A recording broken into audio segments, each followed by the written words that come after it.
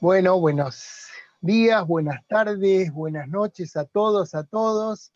Estamos transmitiendo con la presencia de autores de España, de Brasil, desde acá estamos en Buenos Aires, Argentina.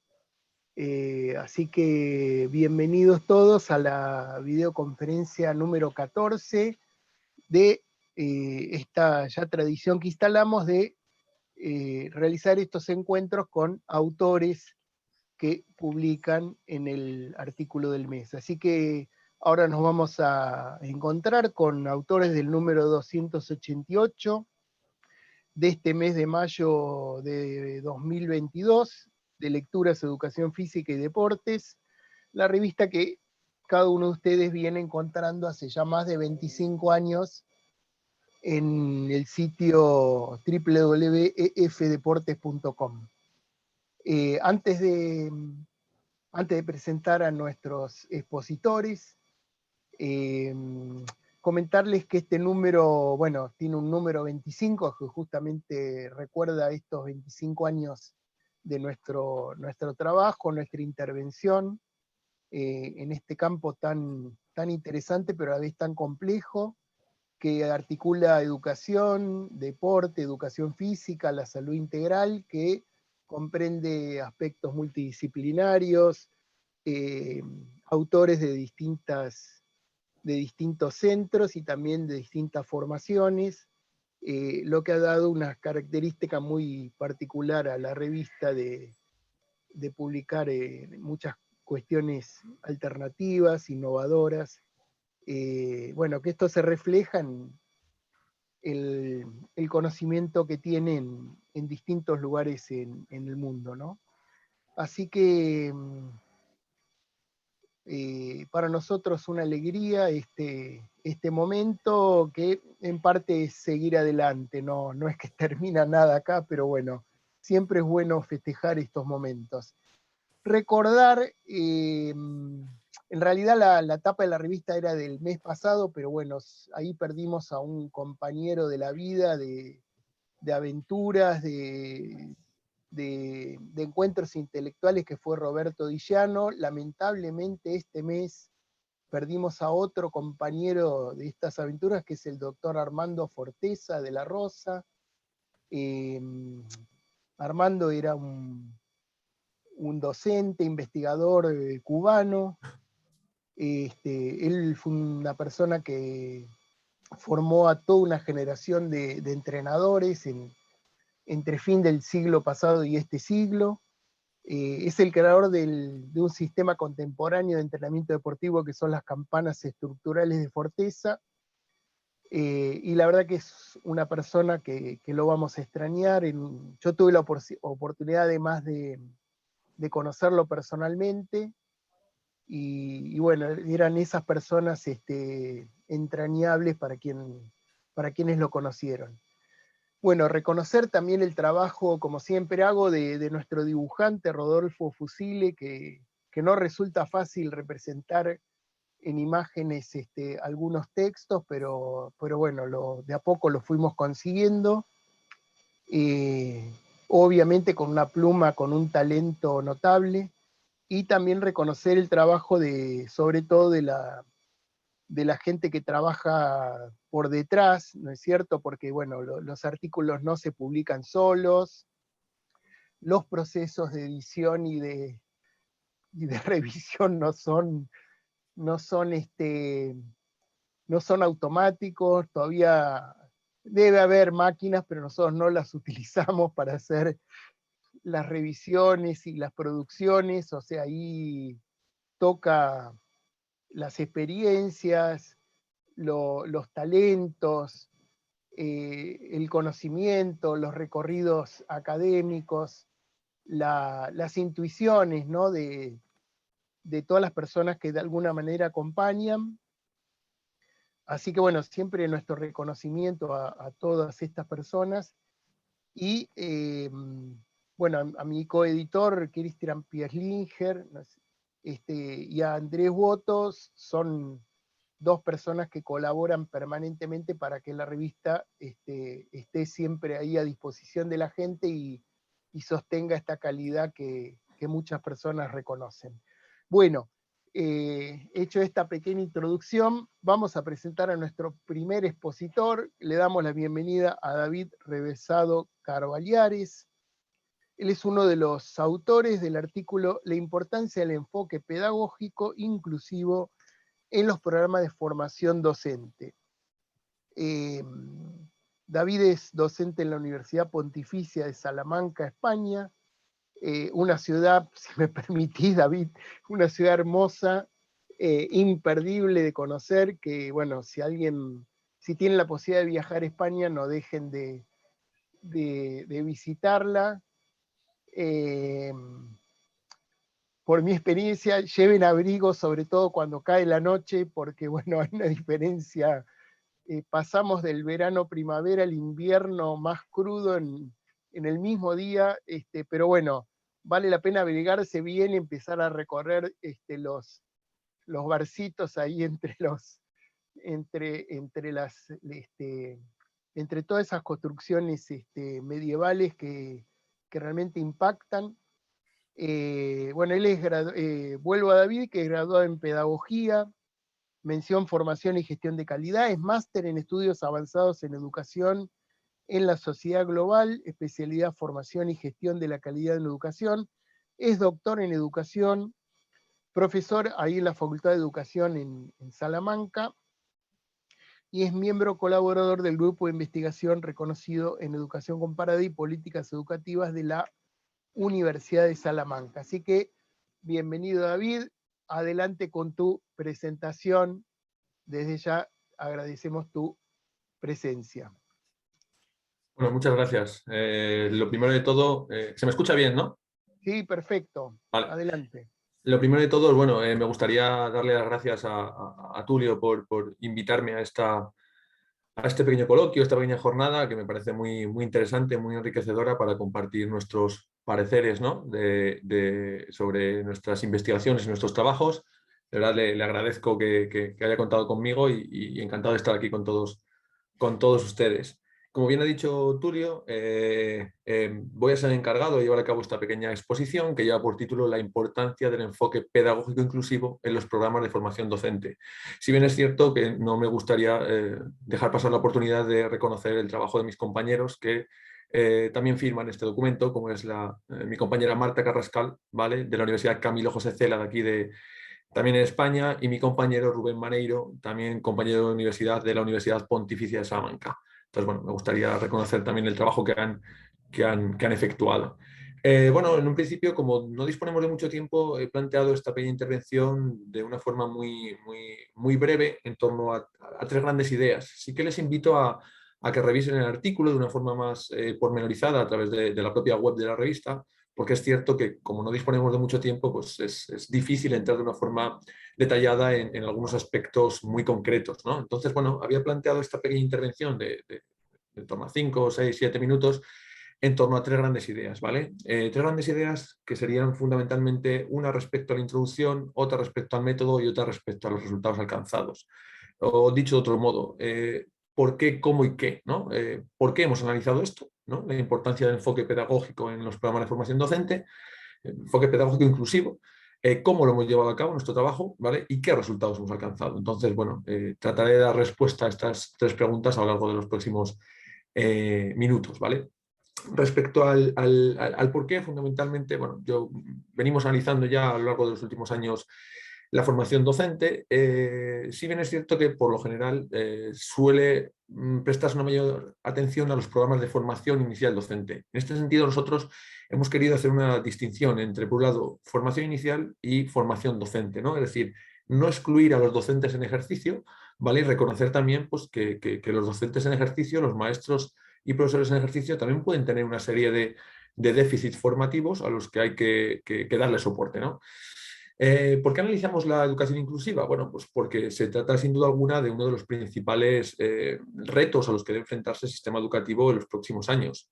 Y para alcanzar una escuela plenamente inclusiva, pues debemos desarrollar una serie de cambios sobre las prácticas escolares y de una forma más específica sobre los propios docentes, ¿no?, que son uno de los principales protagonistas en este proceso de enseñanza y aprendizaje, ¿vale? Por ello consideramos, ¿no? Que es necesaria no solo una mayor, sino también mejor formación en materia inclusiva. Fundamentalmente el objetivo que pretendíamos alcanzar pues, bueno, era el de analizar una serie de programas formativos, tanto de formación inicial como de formación continua aquí en España, ¿vale? No voy a entrar específicamente a analizar esos programas formativos porque me supondría mucho tiempo y bueno, considero que tampoco procede, pero bueno, insisto, le invito a que consulten el artículo de una forma más pormenorizada, ¿no? Entonces, bueno, pero el principal objetivo es ese. Respecto a la metodología, respecto a ese cómo, fundamentalmente hemos utilizado dos grandes métodos, ¿no? Por un lado, una revisión sistémica a través de la guía Prisma, perdón, donde hemos analizado un poco el concepto de inclusión y sobre todo cómo se desarrolla este concepto en los programas formativos, ¿no? Y por otro lado hemos llevado a cabo un análisis de la realidad. Hemos analizado los programas formativos de una universidad de aquí de España, ¿no? La Universidad Autónoma de Madrid, que es una universidad con una contrastada calidad en sus programas formativos, tanto el grado de maestro en educación infantil como el grado de maestro de educación primaria. Y adicionalmente hemos analizado unos programas de formación continua en la Comunidad de Madrid en el curso 2021-2022. Insisto, estamos ante un análisis más pormenorizado que no voy a tener esta presentación porque bueno, no procede y no tendríamos tiempo para llevarlo a cabo, pero que bueno, la gente entienda un poquito qué es lo que hemos pretendido hacer en nuestro estudio, ¿no? En este sentido, respecto a los principales resultados, voy a hacer una doble distinción, ¿no? Y voy poniendo fin a esta breve intervención, ¿no? Por un lado, resultados más conceptuales, ¿no? De esta revisión sistémica y por otro lado, unos resultados más pragmáticos, ¿no? De la realidad que hemos analizado en nuestro país, en España. Respecto a los resultados conceptuales, bueno, lo primero que hemos podido evidenciar es que no existe mucha clarividencia en torno al término educación inclusiva, ya que han sido muchos y muy diversos los autores que han abordado este concepto a lo largo de los últimos años con distintas perspectivas e interpretaciones. Lo que sí hemos evidenciado es que, bueno, socialmente cada vez estamos más concienciados con la necesidad de desarrollar escuelas plenamente inclusivas. Dicho de otro modo, consideramos que las escuelas deben adaptarse a la heterogeneidad y a la diferencia, ¿no? En una sociedad que cada vez está más estereotipada. Y para ello, bueno, pues es fundamental la formación de estos docentes, ¿no? En este sentido, planteamos o se plantea a través de la literatura científica dos grandes metas que tiene que alcanzar el sistema educativo. Por un lado, conseguir el éxito académico de todos los alumnos y por otro lado, bueno, pues luchar contra cualquier causa o razón de exclusión en las aulas. Si nos vamos al análisis ya más detallado de estos programas formativos, ¿vale? De una forma muy genérica, lo primero que podemos evidenciar es que bueno, existe una relación entre los docentes que tienen una buena predisposición hacia la inclusión de ese alumnado con necesidades educativas especiales y los que poseen mayores estrategias para afrontarlas. Esto no hace más que poner de manifiesto bueno, pues la necesaria formación de los docentes en materia de inclusión.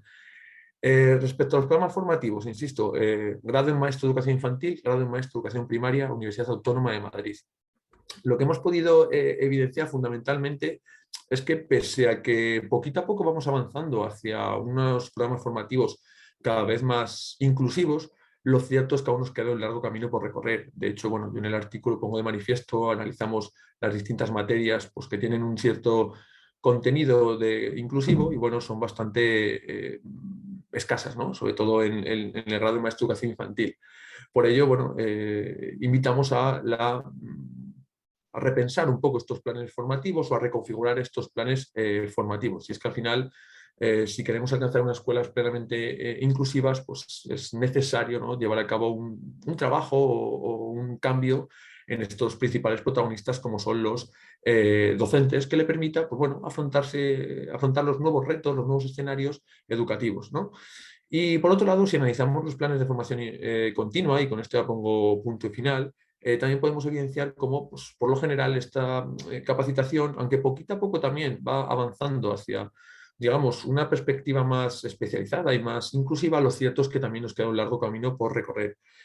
Aprovecho para, bueno, cuando hablo de formación docente, ¿no? Y ese término es el que, y con esto finalizo, es el que lleva nuestro trabajo, aprovecho para hacer esta distinción, ¿no?, entre los programas de formación inicial y los programas de formación continua o formación permanente. Y sobre todo la importancia de que, bueno, los docentes en ejercicio sigan formándose y sigan llevando a cabo estos procesos formativos, porque, bueno, cada vez experimentan realidades más complejas a las que en muchas ocasiones, pues bueno, no saben o no pueden hacer frente porque no tienen las competencias y los conocimientos necesarios para llevarlo a cabo. Entonces, bueno, nuevamente insisto en la necesaria reconfiguración de estos planes formativos, tanto en los programas de formación inicial docente como en los programas de formación continua, para poder dar respuesta, una mayor y sobre todo mejor respuesta a las nuevas necesidades de la sociedad y a las nuevas necesidades educativas. Nuevamente reitero mi agradecimiento a todos los oyentes y en especial a Tulio por la puesta en marcha de esta iniciativa tan interesante. Muchas gracias. David, antes que te nos vayas, Sí. ¿cuál sería en tu entender, ¿no? Dentro del marco que vos estás estudiando, estás abordando el problema, ¿cuáles serían estas competencias o cuáles serían quizás las competencias relevantes, imprescindibles que un docente debe tener para abordar esta cuestión con habilidad, digamos, con extrema competencia, digamos? Porque, a ver, en algún momento vos nombraste una palabra que a mí siempre me hace ruido, ¿no? Esta cuestión de que para ser docente inclusivo hay que especializar, como que habría de cierta algunos son inclusivos o algunas cuestiones no abarcan. En realidad hoy esto es algo que debería tocar toda la educación, no es una cuestión que uno es inclusivo, otro no, cada uno, viste, ve cómo lo hace, digamos. Yo creo que esto es algo que de alguna manera baña, ¿no es cierto?, la educación toda. Ahora, yo creo que en eso coincidimos. Ahora, la pregunta sería, ¿cuáles serían estas competencias en tu consideración que todos, yo diría todos, o sea, tanto la formación básica inicial como la formación continua de los docentes deberían estar incluidas en la formación? Esta es la gran pregunta, por lo menos, ¿no? La pregunta central, o sea, que me interesaría que abordes. Sí.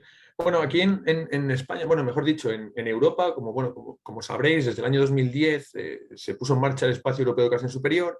Es cierto que gran parte de las titulaciones lleva a cabo una reconfiguración, ¿no?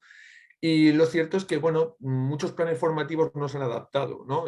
Yo soy graduado en pedagogía y el plan formativo mantiene la misma estructura, por decirlo de algún modo, que hace 12 años, ¿no? Entonces, bueno, es verdad que existen planes formativos muy obsoletos. Claro, indica Tulio que hablamos de la competencia a nivel inclusivo como una competencia transversal, si me permites el término, y estoy muy de acuerdo. En el artículo analizamos y vemos como que pese a que los programas formativos no tienen una gran incidencia, sobre todo en los programas de formación inicial, ¿no? Lo que nosotros aquí llamamos grado en maestro de educación infantil, que es los maestros de 0 a 3 años, y grado en maestro de educación primaria, que son los maestros de 6 a 12 años, no existe una alta capacitación en temas de inclusividad, ¿no? Pero sí hemos evidenciado, y lo pongo así en manifiesto en el artículo, que en los programas de formación inicial de maestros de educación primaria existen las denominadas especialidades, ¿no? Y es el último curso donde hay distintas especialidades y podríamos apreciar como dos de ellas fundamentalmente, que son las que traigo al artículo, que es lo que nosotros aquí en España conocemos como PT, Pedagogía Terapéutica,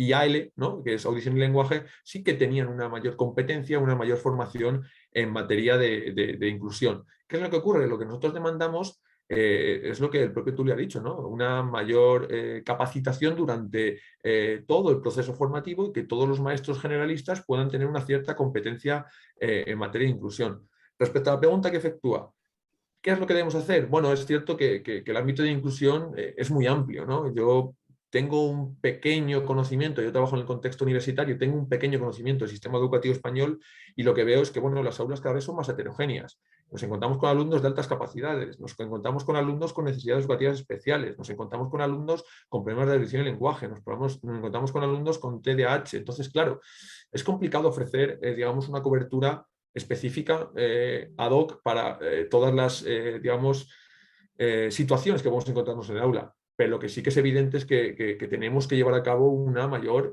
formación transversal para todos los docentes que pisan una facultad de educación puedan hacer frente a estas nuevas realidades, ¿no? Yo hace poco me encontraba con un alumno con necesidades educativas especiales en mi aula en la universidad y yo no sabía cuáles exactamente eran las directrices que tenía que llevar a él. Nosotros, por suerte, tenemos un departamento de discapacidad en la universidad que nos da unas recomendaciones y las llevamos a cabo, ¿no? Pero es un poco siempre depender de gente, ¿no? Entonces, yo lo que demando es eso, una mayor formación. Respecto a la pregunta, bueno, yo buscaría una formación transversal muy genérica, ¿no? En temas de inclusión, sobre todo a nivel de que la sociedad sea cada vez más consciente de esta realidad heterogénea en la que nos encontramos, encontrar en la diferencia un punto a favor y algo positivo y no algo negativo, ¿no? Creo que la sociedad sigue pensando que el que es diferente es negativo y yo creo que por ahí deberíamos trabajar. Luego, evidentemente, pues bueno, seguramente para cada necesidad específica tendremos que trabajar con un profesional, pero que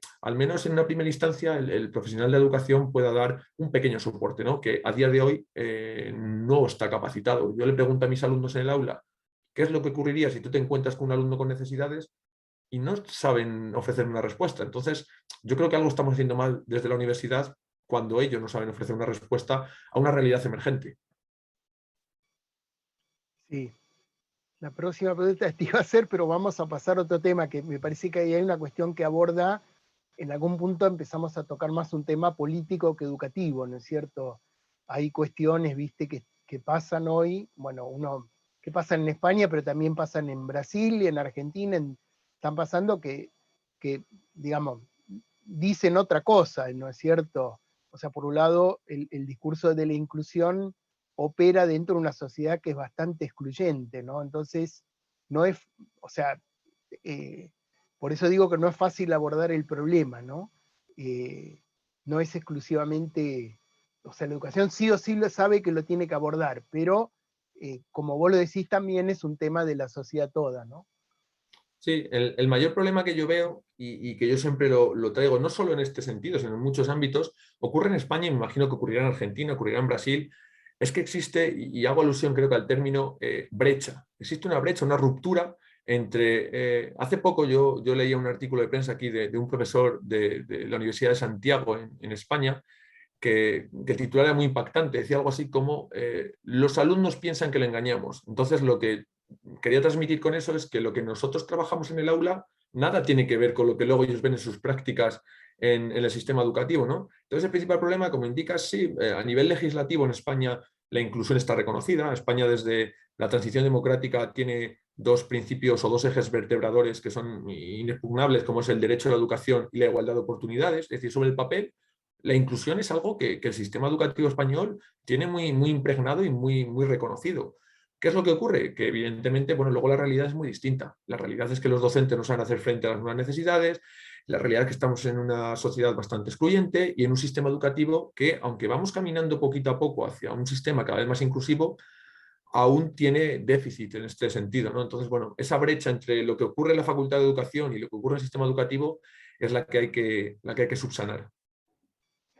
Bueno, David, realmente creo que dejamos el tema ahí para, para que seguir debatiendo y sobre todo para que la gente que accede y lea el artículo y escucha esto que estamos dialogando, asume este problema, amplíe el problema, lo lleve a sus centros y sigamos teniendo este tema presente, que es la manera de llevarlo a cabo. Perfecto. Muchísimas gracias nuevamente por invitarme y a todos mis compañeros por atenderme y compartir esta pequeña sesión con nosotros. Y bueno, encantado de que ojalá podamos volver a participar en el futuro en este tipo de sesiones. Dale, David, te agradecemos. Y ahora pasamos a la siguiente presentación. Ya tenemos a los dos autores que son André de Brito Oliveira y Renata Osborne. Es un trabajo titulado Fez Verao de São Pedro de Aldeia e o currículo escolar, desafíos y posibilidades. Andrés pertenece a la Universidad Federal do Estado de Río de Janeiro, graduado en Educación Física, es especialista en educación especial, mestre en Ciencias de Actividad Física, está realizando el doctorado justamente en torno a este tema, y Renata, la doctora Renata, es su supervisora, su acompañante en esta aventura. Así que adelante, André, Renata, con su presentación. Espera que no se escucha el sonido, ahora sí. Obrigado, Túlio, pelo convite, pela oportunidade, né? Obrigado à professora Renata também pela presença, aos amigos aí presentes. Eu vou tentar fazer um contexto, porque o tempo é breve, e aí a gente consegue perceber, né, a ideia do trabalho todo no contexto. O Festiverão, que é talvez o centro de toda a discussão, de todo estudo, ele é um evento para mais de 50 anos, né? Hoje 52, 53 anos, e eu estou falando de um evento de cultura praiana, né? De um evento que acontece às margens da praia. Eu sou o professor Túlio, você deve de conhecer bem, eu sou próximo a Búzios, né? Uma cidade que muitos argentinos gostam de vir, né? De passear, bem próximo, e também é uma cidade praiana. E como todo o Brasil, né, ocorre em todo o Brasil é um país de grande área costeira, né? E as práticas corporais advindas dessas áreas, elas são pouco valorizadas.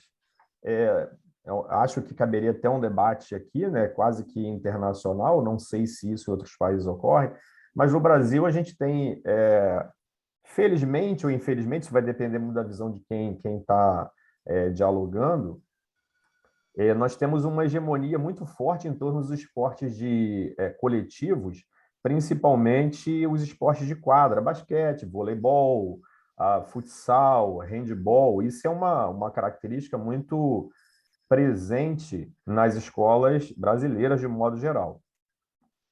E como eu havia dito, essa cultura que é própria da área praiana, que, diga-se de passagem, é uma realidade que a gente vê por todo o Brasil, ela não é valorizada. Atualmente, com o advento da BNCC, que é uma base curricular brasileira, foi possível, né, a gente começar a fomentar essas outras práticas que estão latentes aí na cultura popular e que ainda não tiveram vez na escola, no currículo escolar. E aí a gente começa, na cidade onde eu moro, principalmente, a olhar para esse evento com outros olhos, né, e chamar a atenção. Por que um evento que está na cidade há mais de meio século, ele ainda não se despertaram para as práticas corporais que advêm dele e para o resultado, o produto desse evento enquanto manifestação cultural, passível de ser estudado, de ser reestruturado, de ser ressignificado dentro da escola, né? E aí a gente realizou, dentro desse contexto, uma pesquisa junto a uma equipe que participa desse evento Festiverão. Só retomando, né, o Festiverão ele tem várias modalidades esportivas de praia dentro do mesmo evento, tendo como a modalidade central o beach soccer ou o futebol de praia, né, como queiram. E por que o sub-17 aí está dentro da metodologia já do estudo? É que esses meninos com 17 anos eles estão transitando do final do ensino fundamental para o médio, então conseguiam dar um feedback legal durante a entrevista do percurso que eles tiveram ao longo do período de formação, né? E por estarem saindo também pela fase, né, do 17, saindo do Festiverão dessa categoria de base para a categoria adulta. Então foi muito promissor porque, vejam, né, não há evidência alguma de tratamento desse evento no contexto escolar. Na verdade, não há tratamento desse evento ou de qualquer outra prática praiana em toda a região, inclusive em Búzios, que o senhor acabei de citar aí, né?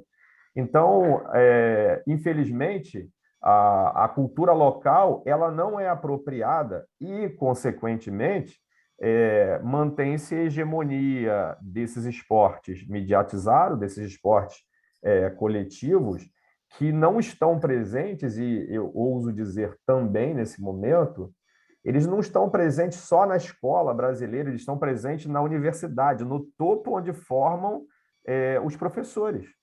Então, você tem, numa hierarquia, professores, pesquisadores que criticam a prática docente que é limitada, mas lá em cima, na universidade, de cima para baixo, há currículos das instituições superiores que ainda mantêm essa hegemonia durante a formação, né? Limitando a visão docente para o campo, né? Para onde esses colegas irão trabalhar futuramente, né?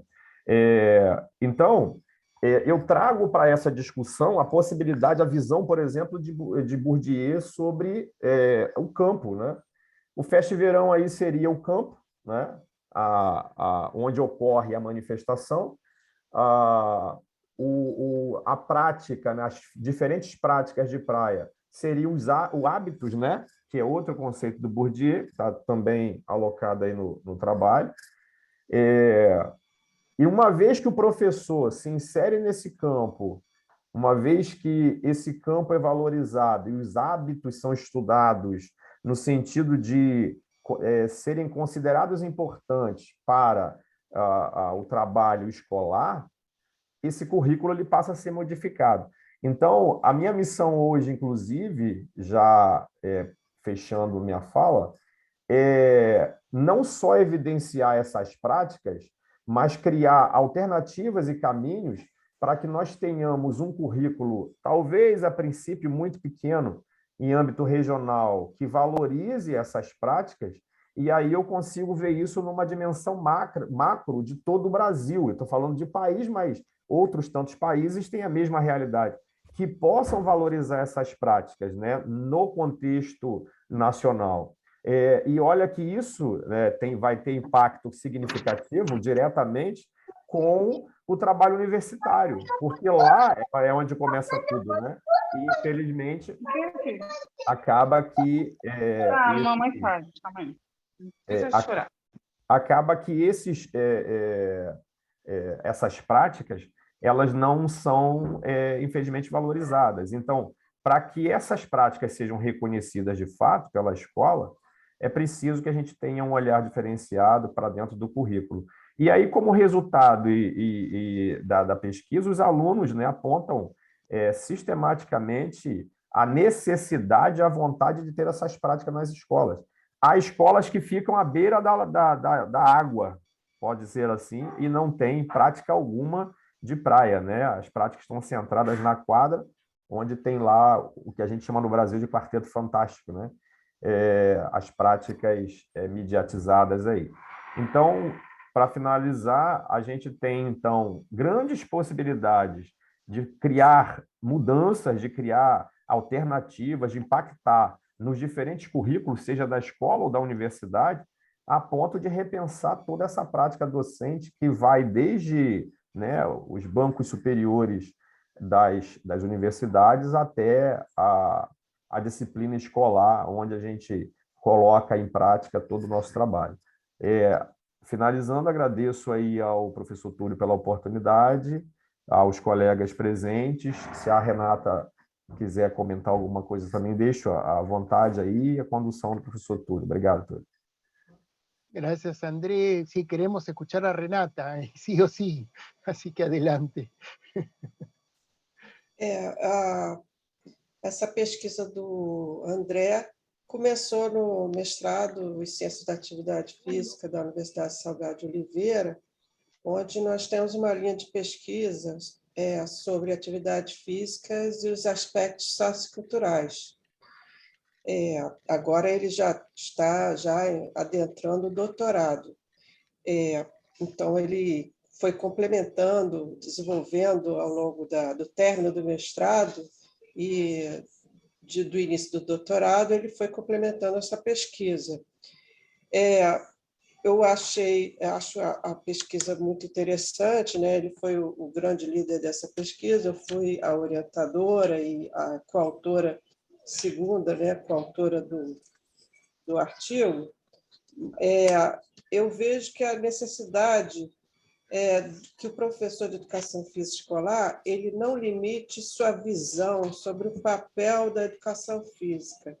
E, para isso, ele precisa ter, na sua formação inicial e na sua formação continuada, elementos importantes dos conceitos de educação, né, e de cultura. Isso é fundamental. No Brasil, pelo menos, a educação física ficou muito dominada pela visão biomédica e deixou a desejar na questão educacional, foi sendo desvalorizado ao longo dos anos. E isso é um ponto que eu e outros colegas do nosso mestrado enfatizamos, essa parte sociocultural e educacional da educação física, né? E a pesquisa qualitativa, porque a pesquisa quantitativa também é dominante. Então, nós sempre insistimos nesses aspectos, né? Humanos da educação física escolar. É importante a valorização da história, da cultura e do meio ambiente da comunidade local, né? E essa integração entre escola e comunidade é importantíssima. O brasileiro tende a desvalorizar as suas produções, né?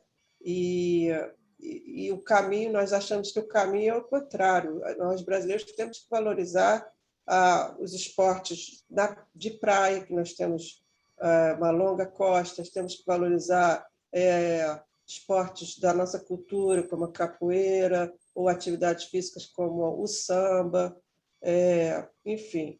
Então, o André fez uma boa pesquisa, ele dessa comunidade, vivenciou isso há muitos anos, então ele realmente tinha uma vivência excepcional, e esse trabalho dele é para mostrar essa importância de se valorizar a cultura local e de se integrar à escola e à comunidade, de proteção ao meio ambiente. Bueno, Renata, yo te diría siempre, sobre ese tema, yo me acuerdo que dando clase en superior, siempre le preguntaba a los alumnos si ellos creían que era importante contextualizar los contenidos, ¿no es cierto? ¿Sí? Cuando dan clase, sí, y entonces decía, denme un ejemplo de alguna vez en su vida escolar que hayan contextualizado los contenidos en educación física. Nunca. O sea, para mí es una deuda que tenemos en todo el continente, es un problema central que, bueno, toca de alguna manera lo que vos planteás de revalorizar la propia cultura, las propias producciones, también hacer un trabajo porque ya hay trabajos, o sea, hay experiencias muy intensas, muy valiosas en todo el continente, y bueno, en Europa también hay, en Asia, de prácticas de educación física centradas en el contexto. Creo que es una línea que hay que intensificar, porque es un punto que está pendiente, ¿no es cierto? O sea que en general la formación ofrece cuestiones muy, muy estandarizadas, muy de origen europeo, ¿no es cierto? Muy de lo que es la educación física que se fue transmitiendo. Bueno, el deporte mismo es una práctica global, digamos, o sea, ahí hay que, digamos, revalorizar cómo se fueron transformando esas prácticas en el medio local, o sea, no es lo mismo el fútbol en la playa, en una playa de Brasil, que el fútbol tal cual lo intenta promover la FIFA. Creo que ahí hay muchos puntos para trabajar, ¿eh? Son temas, la verdad, que pendientes y son temas pendientes y urgentes, ¿no? Y también es bueno, siempre desde la revista lo que intentamos es transmitirle a la gente que tiene todo este caudal de posibilidades que todavía no fueron explorados para avanzar sobre esos terrenos, ¿no? Esto es como un espacio que todavía no ha sido abordado, ¿no?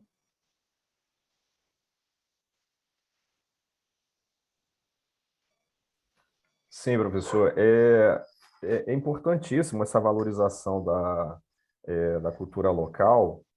E eu citei como exemplo a Base Nacional Comum Curricular, pelo seguinte, até, digamos assim, né, até 2015, até o período anterior à BNCC, eu sou dessa área, eu tive a oportunidade de trabalhar à frente de professores com formação continuada durante muito tempo, e o que eu vejo nos últimos 20 anos, quando eu olho para trás, mesmo tendo isso já há bastante tempo na cabeça, tentando trabalhar isso na parte prática e de formação, o que eu percebi ao longo dos anos é que a gente vivia meio que preso a políticas públicas que não dão conta disso, não valorizam isso, né? Amarrados a uma hierarquia, a um contexto histórico e cultural, de hegemonia, não só por conta da educação física, mas por conta de toda a educação, né? E no momento em que está aí fazendo valer uma nova base curricular, não estou dizendo que eu valorizo que ela é boa, que ela é ruim, mas existe uma palavra lá na Base Nacional Comum Curricular brasileira que só existe na educação física. Em 500 e poucas páginas, essa palavra aparece umas 3 vezes em todo o documento, que é o protagonismo comunitário. Esse protagonismo comunitário ele tem relação direta entre o que a escola pretende desenvolver enquanto currículo, entre o que o professor desenvolve como prática curricular e o que o aluno coloca em prática depois de ter aprendido todo o sistema, né, educacional. Então, ele coloca em prática, na comunidade em que ele está inserido, aquilo que ele aprende na escola. Uma vez que a escola não se apropria desse contexto cultural, ela acaba desvalorizando esse contexto. Então, é aquele ensino que não é de hoje, que dentro do contexto educacional, que se questiona isso, né? Essas práticas fora de contexto, onde a escola está inserida numa determinada localidade, mas que não valoriza a expertise, né? O conhecimento que vem das massas, né? Então, esse protagonismo comunitário ele se tornou evidente dentro desse novo documento, e agora talvez acho que é hora da gente tirar as amarras, né? Não mais limitado às questões políticas educacionais, mas talvez com um pouco mais de liberdade para trazer para dentro do currículo essas práticas de vez. Lógico que isso aí é cultural, então, como toda cultura, demora-se tempo, talvez questões, opiniões, mas, enfim, né, temos que dar os primeiros passos. Bueno, yo creo que dejamos por planteado un tema de agenda, un tema que nos va a llevar, y es un tema que Andrea, vos particularmente, te va a colocar casi como líder, uno de los líderes para promover esta nueva idea o esta idea que se viene gestando, pero hay que hacerla cada vez más grande, ¿no? Así que bueno, iremos adelante con todo esto. Bueno, vamos a pasar al próximo presentador que tenemos, que es Víctor Antonio Celignoni Coelho. Víctor, te toca ahora presentar. Bueno, Víctor es parte de un equipo que presentó un trabajo influencia do contexto da práctica no desempeño de arremeso por cima de hombro. Él es profesor adjunto da Universidade Federal do Tocantins, graduado en mestre en Educación Física, doctor en Ciencia del Movimiento Humano por la Universidad Metodista de Piracicaba. Así que adelante, Víctor, te estamos escuchando con tu presentación. Olá, boa tarde. Vocês estão me ouvindo bem? Perfecto, Sim, perfeitamente. adelante. Eu, seguindo as recomendações, que quando eu entrei em contato com o Túlio, eu fiz um PowerPoint aqui. Eu posso apresentar ou é melhor eu ir conversando mesmo com vocês? O que vocês preferem? Nos gusta más la conversación, los gestos, me parece. O si querés pasar un poquito al PowerPoint, también puede ser. Pero no todo PowerPoint, ¿eh? ¿Puede ser? Ah, não precisa então, né? Como quieras, en realidad como quieras. Si querés, Aí eu tenho que clicar nessa setinha verde, né, para apresentar. Bueno.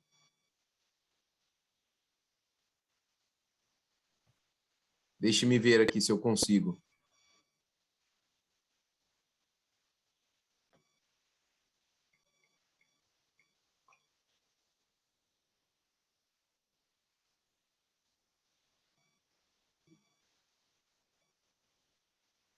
Ah, aqui diz que eu não estou habilitado para... Bueno, entonces vamos con texto. Pero a ver si te podés... A ver.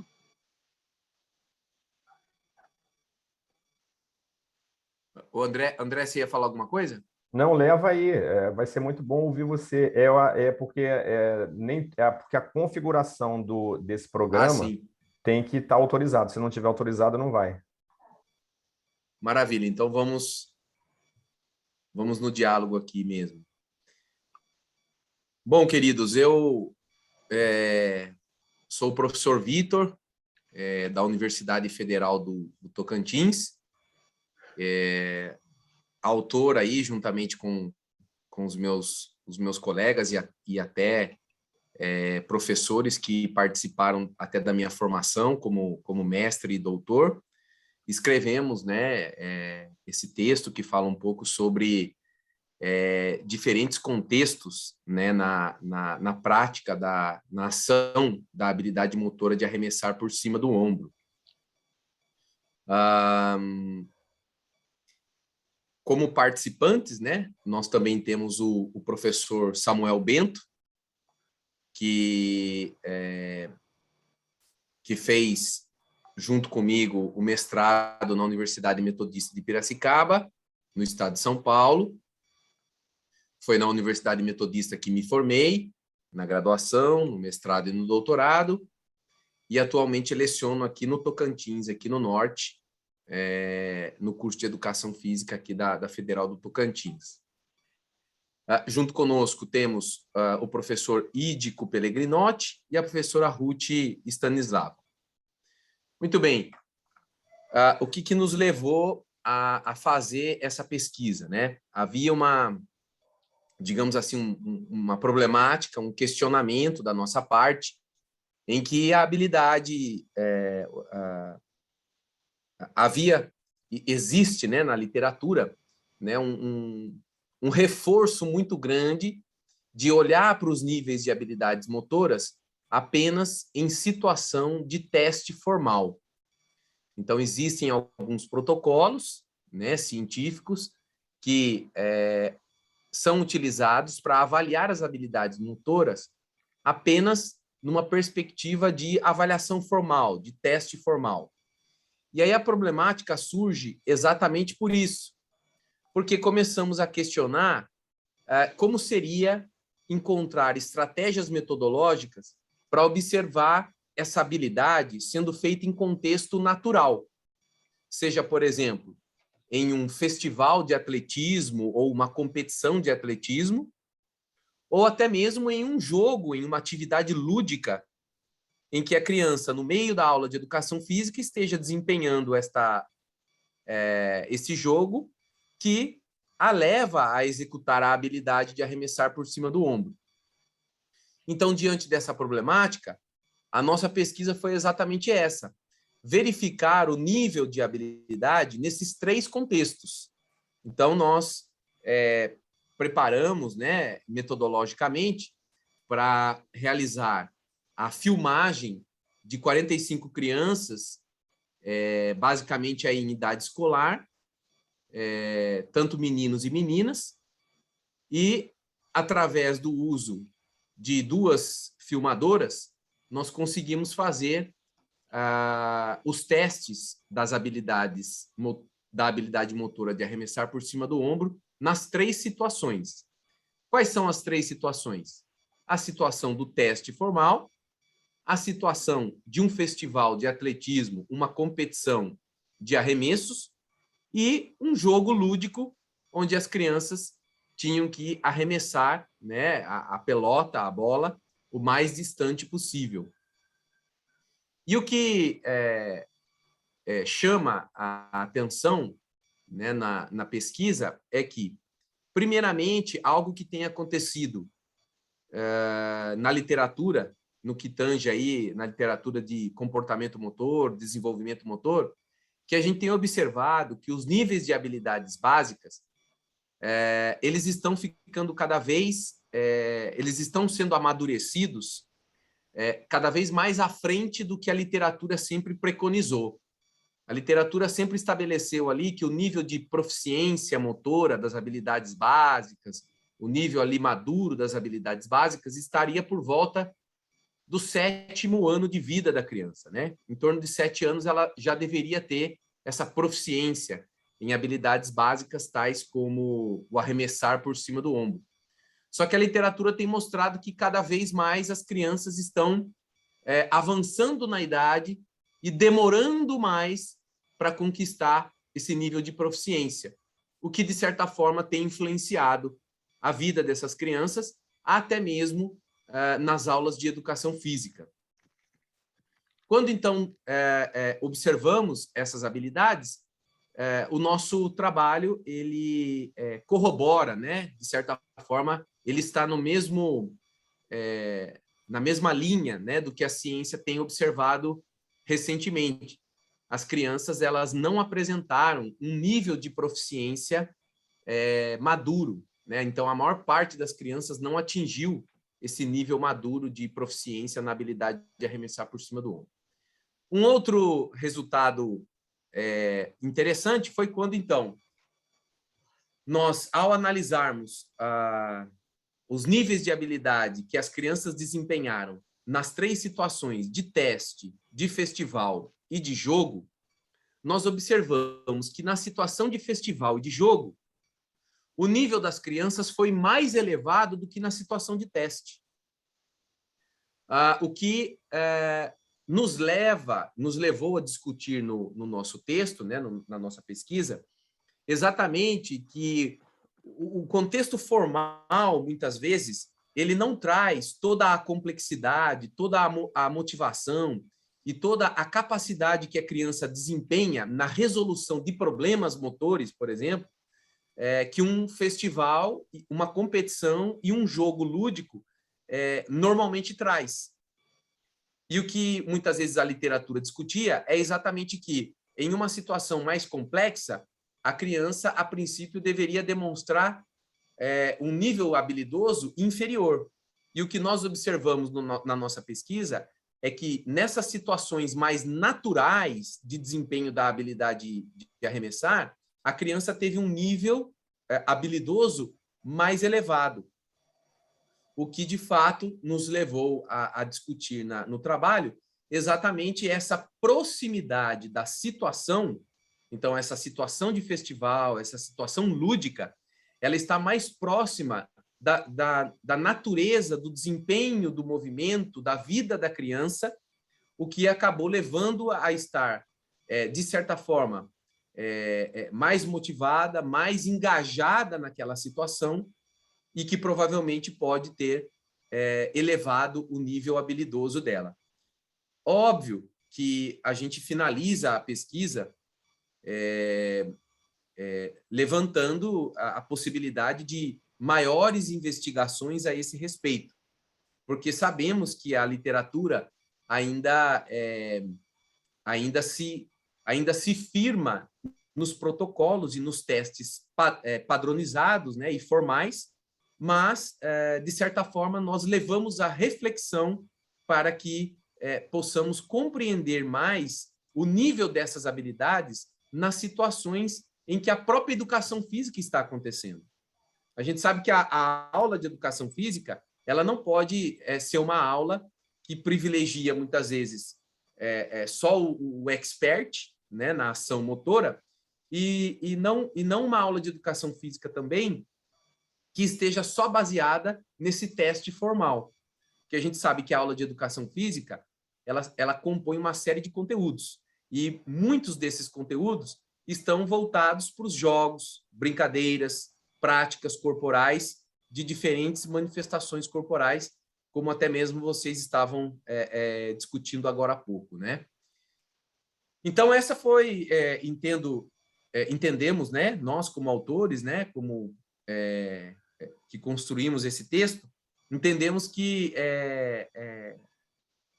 isso é o que é o maior destaque, eu acho, do trabalho, né? Que mesmo nas situações mais naturais, as crianças acabaram apresentando um nível mais elevado do que a própria situação de teste formal. É óbvio que no decorrer, no percurso metodológico do nosso trabalho, nós mostramos de forma bastante detalhada que protocolo que nós utilizamos para identificar os níveis da habilidade de arremessar. Mostramos também como que foi feito o teste, como que foi feito o festival, como que foi feito o jogo lúdico, como que as câmeras foram posicionadas para que a gente pudesse pegar toda a extensão da quadra, né? Então, isso tudo a gente descreve no percurso metodológico, apresentando também os resultados de cada um desses testes que aconteceram em 3 tentativas em cada uma deles.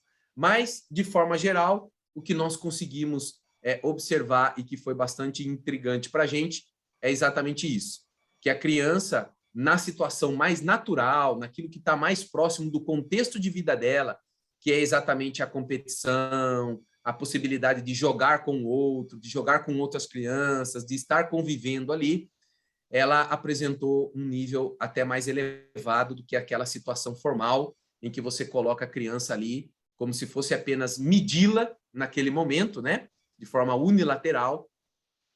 Ela, então, na situação natural, ela apresentou um nível mais elevado. Víctor, pregunta, porque ustedes están encarando, digamos, trabajo de investigación sofisticados, digamos. En base, a partir de este trabajo, a lo mejor en lo que vienen trabajando, ¿hacia dónde van? ¿Qué pregunta les planteó esta investigación pensando en otra subsiguiente, digamos? ¿O piensan continuar? O sea, ¿qué les pasa a ustedes hoy como grupo de investigación a partir de estos resultados que estás compartiendo? O sea, ¿hacia dónde van? ¿Qué es lo próximo que vamos a ver en cuanto a producción? Sim, sim. O grupo, né, de certa forma, né, nós ainda temos contatos, né, um com o outro, né.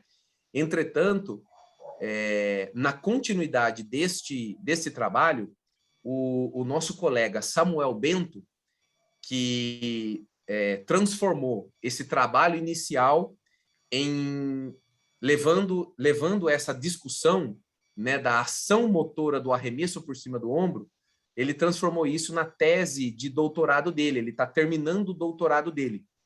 Então, ele não concluiu o doutoramento, ele foi fazer o doutorado na Unicamp, na FEF, né, na Escola de Educação Física lá da Unicamp, em Campinas, e lá ele está estudando utilizando mais pressupostos da biomecânica para ele estabelecer novos argumentos a respeito dessas ações que a criança desempenha nessas 3 situações. Porque há muito, segundo o que a gente observou, né, e a gente apresenta um pouco isso no início do artigo, há muito trabalho da literatura especializada no que se refere aos protocolos, né, à situação formal do teste. Mas quando a gente pensa em como podemos estabelecer uma metodologia mais específica para analisar um festival, para analisar um jogo, uma competição, isso ainda não é muito notório, né, na nossa área. Então, é isso que o Samuel está tentando observar atualmente no doutorado dele. Ele, inclusive, tem até uma página no Instagram que ele dá algumas dicas a respeito desses testes biomecânicos que ele anda articulando para observar as crianças em situação de jogo. Então, eu creio que o trabalho ele fortaleceu as ideias, né, os pensamentos, para que a gente pudesse continuar observando isso. Bueno, Víctor, gracias por tu aporte y bueno, adelante con estas investigaciones, ¿no? Porque de alguna manera permiten ampliar la visión y cuestionar algunos argumentos que a muchos los dan por absolutos, y esto está todo en proceso de discusión, ¿no? Así que bueno, Sí. te agradecemos el aporte y el trabajo que están haciendo, ¿no? Sim, sim. Muito obrigado. Nós somos muito agradecidos, estamos muito agradecidos por estarmos aqui nesse momento extremamente salutar, né, para poder conversar com os nossos colegas pesquisadores e principalmente agradecer a revista, né, que acabamos tendo essa honrosa oportunidade de fazer parte desse volume comemorativo, né, alusivo aos 25 anos da revista. E nós que há muito tempo somos parceiros, né, em educação física, né, Brasil, Argentina. Então, nós aqui agradecemos essa oportunidade e estamos muito felizes de estarmos com vocês nesse momento. Bueno, gracias, Víctor. Bueno, vamos a pasar a la próxima presentación. Prestamos al doctor Rodrigo Koch. Escribió un artículo que se llama Jardín d'Oturia, una celebración a diversidad esportiva valenciana en imágenes. Rodrigo Koch es postdoctor en Sociología y Antropología Social por el Instituto Universitario de Creatividad e Innovaciones Educativas de la Universidad de Valencia. Es doctor en Educación, Culturas Juveniles por la Universidad Federal de Santa María, en el sur de Brasil. Mestre en Educación e Estudios Culturais por la Universidad Luterana do Brasil, posgraduado en Administración y Marketing Esportivo por la Universidad Gama Filho y es graduado en Educación Física por la Universidad Luterana do Brasil. Así que adelante escuchamos en la voz de Rodrigo Koch este aporte sobre la diversidad esportiva en Valencia, ciudad al este de España. Olá, Túlio. Olá a todos que nos acompanham aqui nesta live de apresentação dos artigos da revista EF Deportes. O artigo que eu trago aqui para esta edição, ele faz uma breve apresentação, principalmente através de imagens, da grande diversidade esportiva que a gente encontra no Jardim d'Oturia, né? Um antigo cauce, um antigo leito do rio, onde hoje está transformado em um grande parque urbano na cidade de Valência, e neste local, que se estende praticamente por 11 quilômetros na cidade de Valência, formando uma espécie de espinha dorsal ou de eixo da cidade, a gente tem uma diversidade fantástica esportiva acontecendo lá. Campos de futebol, de rugby, quadras de tênis, mesas de tênis de mesa, outros espaços esportivos também para a prática de esportes urbanos. Então, é uma diversidade fantástica que a gente observa neste local e este artigo faz essa apresentação. O objetivo desse trabalho foi basicamente identificar alguns aspectos da cidade de Valência que me permitissem dar sequência a minha investigação de pós-doutorado que eu estou fazendo no continente europeu. Investigação esta que está mais focada nos aspectos do futebol, ou seja, no fenômeno da futebolização, e que foi possível, né, trazer, né, alguns aspectos deste fenômeno acontecendo no Jardim do Túria. Então, a partir deste artigo, eu consegui vislumbrar alguns aspectos do futebol na cidade de Valência e, consequentemente, né, no território espanhol e se espalhando depois também para o continente europeu. Em resumo, é basicamente isso que está apresentado neste artigo, que é bastante recheado, digamos assim, de muitas imagens que os leitores poderão vislumbrar aí das modalidades esportivas, das práticas corporais que a gente tem no Jardim do Túria. Túlio, muito obrigado mais uma vez pela oportunidade de fazer parte aí da revista EF Deportes. Obrigado.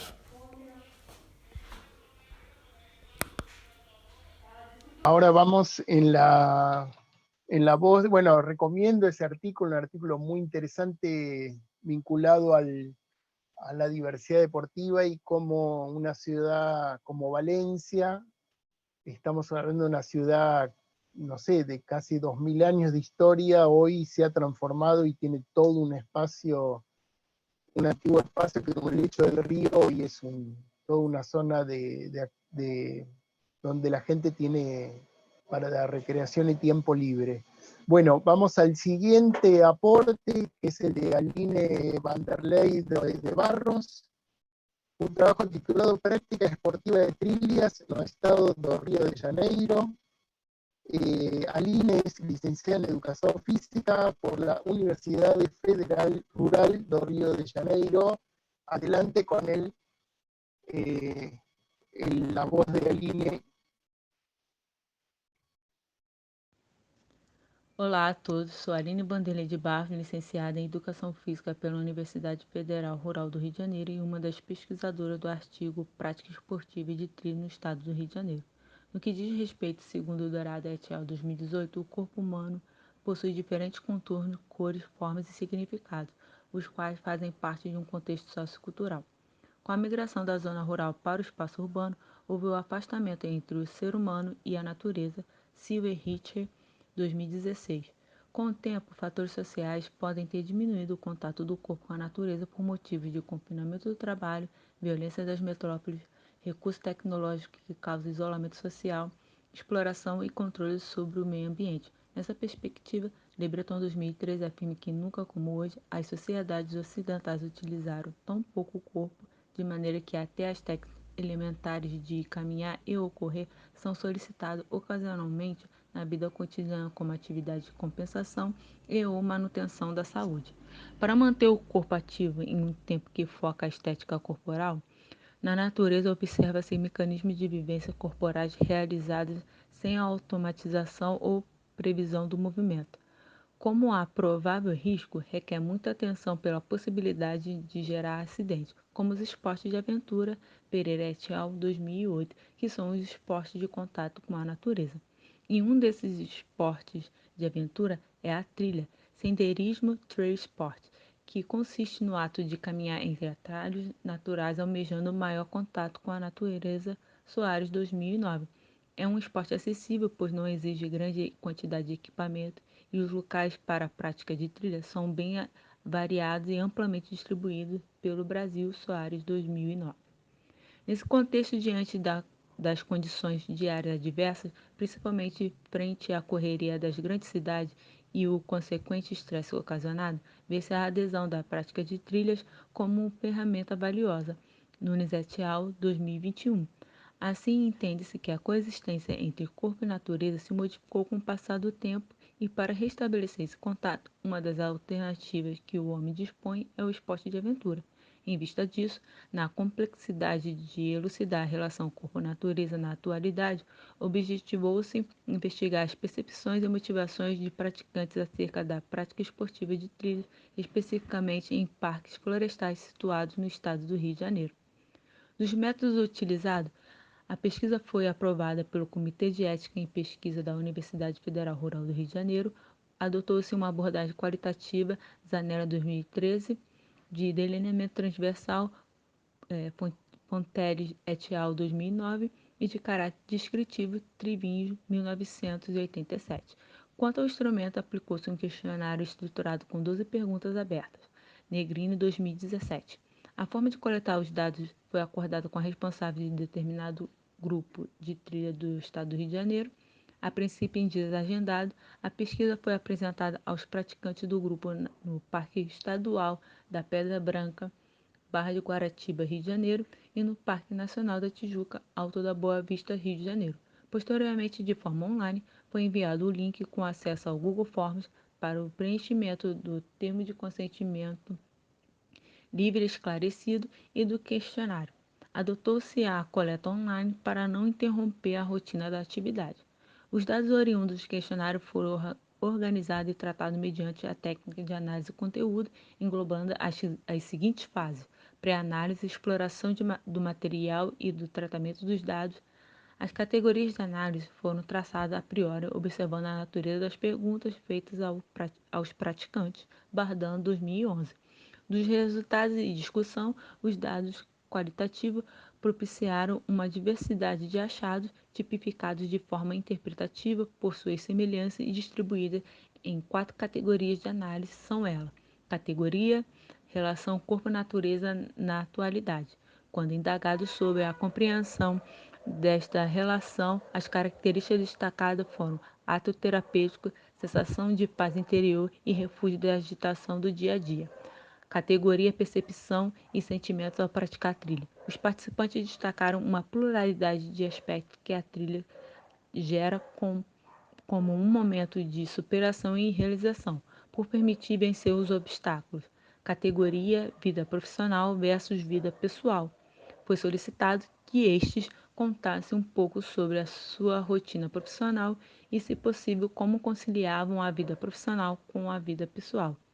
E categoria motivação para a prática de trilha. Viu-se a importância de conhecer os motivos que levam os participantes do estudo à prática de trilha.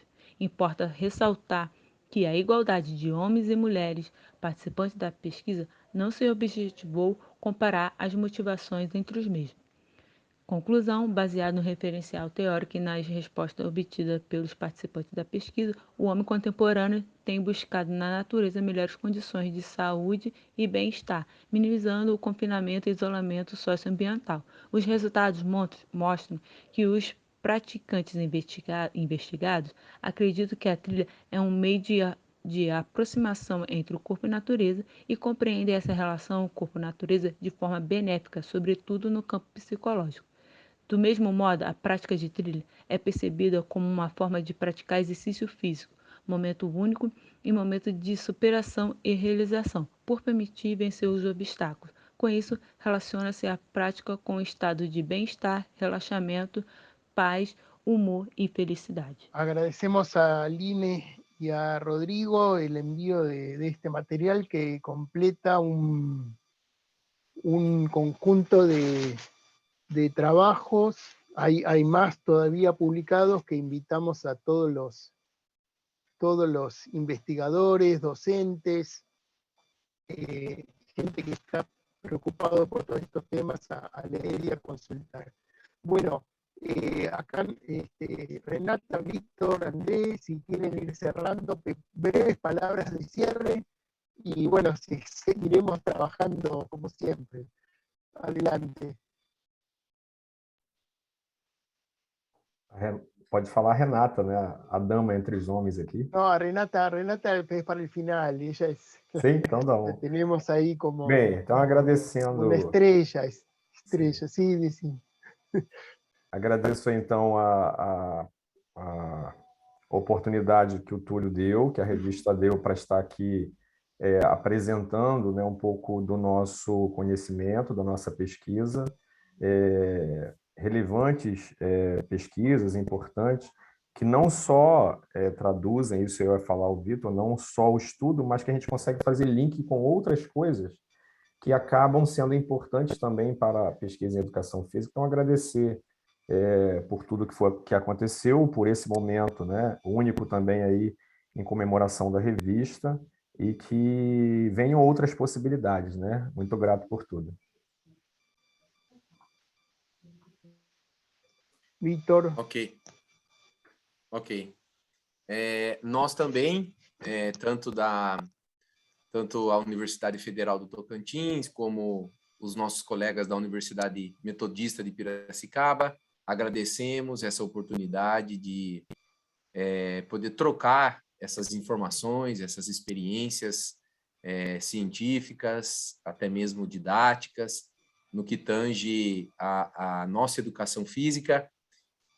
Reconhecemos o quanto é importante esse tipo de ação que a revista está fazendo hoje, e somos gratos por estar aí nesse número comemorativo e que a revista continue desempenhando esse trabalho que acaba aglutinando pesquisadores de diferentes lugares aqui da América Latina. Eu deixo um abraço a todos vocês, né, parabenizando aí os trabalhos, né, e espero numa próxima oportunidade a gente poder se ver novamente. André, se o André quiser mandar um e-mail lá, o André queria falar algumas coisas, se quiser mandar um e-mail, nós estamos aí à disposição, e muito obrigado.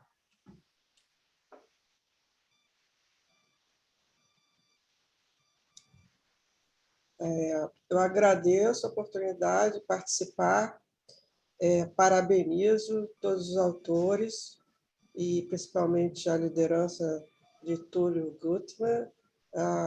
É muito bom fazer esse intercâmbio, principalmente na América Latina, né? Conhecer o que os nossos colegas estão produzindo, encontrar pontos em comuns. E é muito importante o trabalho que a revista tem feito durante tantos anos, e parabéns a todos y muito obrigado. Bueno, vamos a ir cerrando por lo menos la transmisión pública. Pido un pequeño pedido a toda la gente que está atrasada con las revisiones, que las termine, así podemos avanzar en próximos números, y hay autores que están un poco ansiosos con todo ese proceso de revisión, así que bueno, todos los que están pendientes de revisiones y toda la gente que quiera ser parte y colaborar con las revisiones, desde ya estamos abiertos y hasta diría necesitados de eso, que es una parte clave de todo este proceso de producción. Así que bueno, estamos terminando este encuentro, nos seguiremos viendo, y seguramente el próximo encuentro será el mes que viene, más o menos para esta época del mes. Así que abrazos y saludos para todos y para todas.